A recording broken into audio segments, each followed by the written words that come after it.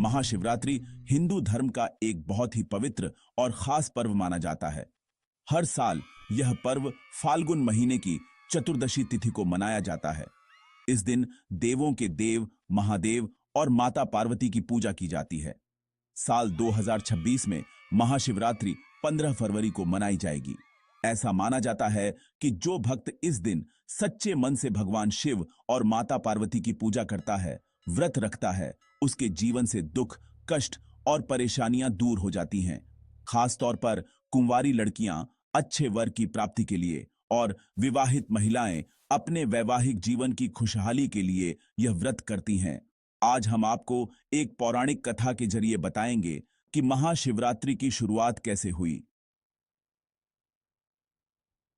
पौराणिक कथाओं के अनुसार भगवान शिव की पहली पत्नी थी माता सती। एक बार उनके पिता राजा दक्ष ने एक बड़ा यज्ञ किया, लेकिन जानबूझकर भगवान शिव को उसमें आमंत्रित नहीं किया। माता सती यह अपमान सहन नहीं कर पाईं। उन्होंने पिता को समझाने की कोशिश की, लेकिन जब कोई नहीं माना तो माता सती ने अग्निकुंड में कूदकर अपने प्राण त्याग दिए। माता सती के देह त्याग के बाद भगवान शिव अत्यंत दुखी हो गए। वे संसार से विरक्त होकर गहरी तपस्या में लीन हो गए और हर समय सती को ही याद करते रहते थे। देह त्याग करते समय माता सती ने यह संकल्प लिया था कि वे फिर से जन्म लेंगी और भगवान शिव को ही अपने पति के रूप में प्राप्त करेंगी। अपने इसी संकल्प के अनुसार माता सती ने हिमालय राज और माता मैना के घर जन्म लिया और पार्वती कहलाईं। जब माता पार्वती बड़ी हुईं तो उनके माता पिता उनके लिए योग्य वर ढूंढने लगे।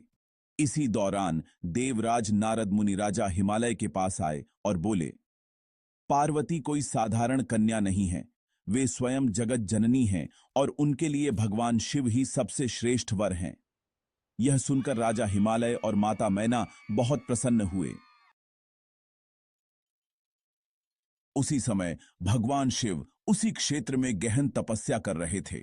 माता पार्वती प्रतिदिन श्रद्धा और भक्ति से उनकी सेवा करने लगीं, लेकिन भगवान शिव समाधि में लीन थे। उन्हें किसी बात का होश नहीं था। तब माता पार्वती ने कठोर तपस्या करने का निर्णय लिया। पहले उन्होंने फल खाकर तप किया, फिर पत्ते खाकर और अंत में बिना कुछ खाए ही वर्षों तक तपस्या की। इसी कारण माता पार्वती को अपर्णा भी कहा जाने लगा। माता पार्वती की इस कठिन तपस्या से भगवान शिव अत्यंत प्रसन्न हुए और उन्होंने उन्हें पत्नी रूप में स्वीकार करने का वरदान दिया। देवताओं की उपस्थिति में शिव पार्वती विवाह की तिथि तय हुई और वह दिन था फाल्गुन मास की चतुर्दशी तिथि। विवाह के दिन भगवान शिव अपनी अद्भुत बारात लेकर पहुंचे।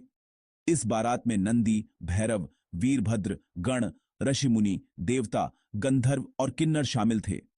भूत प्रेतों और गणों की विचित्र वेशभूषा देखकर माता पार्वती की माता मैना देवी घबरा गईं और बेहोश हो गईं। तब भगवान शिव ने अपना सुंदर और सौम्य रूप धारण किया। इस रूप में वे इतने सुंदर लगे कि उन्हें सुंदरेश्वर कहा जाने लगा। भगवान शिव का यह रूप देखकर माता मैना बहुत प्रसन्न हुई और पूरे सम्मान के साथ उनका स्वागत किया। शुभ मुहूर्त में भगवान विष्णु, ब्रह्मा और सभी देवताओं की उपस्थिति में वैदिक विधि से शिव पार्वती का विवाह संपन्न हुआ। चूंकि भगवान शिव और माता पार्वती का विवाह फाल्गुन मास की चतुर्दशी को हुआ था, इसी दिन को महाशिवरात्रि के रूप में मनाया जाने लगा। इस दिन कुंवारी कन्याएं अच्छे वर की कामना करती हैं। विवाहित महिलाएं सुखी दाम्पत्य जीवन की प्रार्थना करती हैं। भक्तजन उपवास, पूजा और रात्रि जागरण करते हैं। महाशिवरात्रि हमें भक्ति, तपस्या, संयम और सच्चे प्रेम का संदेश देती है। अगर आपको यह महाशिवरात्रि की कथा पसंद आई हो तो इसे लाइक करें, अपने दोस्तों के साथ शेयर करें और ऐसे ही पौराणिक कथाओं के लिए चैनल को सब्सक्राइब जरूर करें। हर हर महादेव।